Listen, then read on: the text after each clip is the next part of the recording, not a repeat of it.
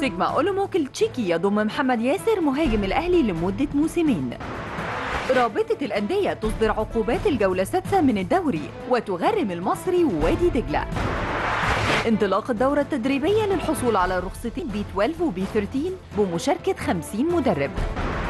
منتخب الكرة النسائية تحت 20 سنة يختتم تدريباته قبل السفر لمواجهة غينيا الاستوائية في التصفيات الإفريقية المؤهلة لبطولة كأس العالم 2026.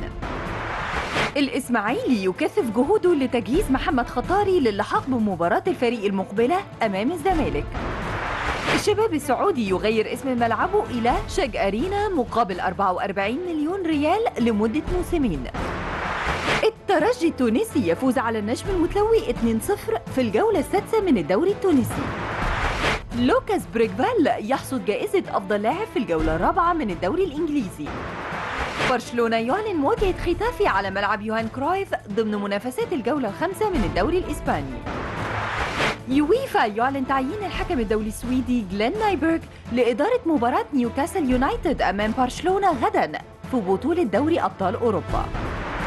نادي ميلبورن فيكتوري الأسترالي يضم الإسباني خوان ماتا لمدة موسم واحد.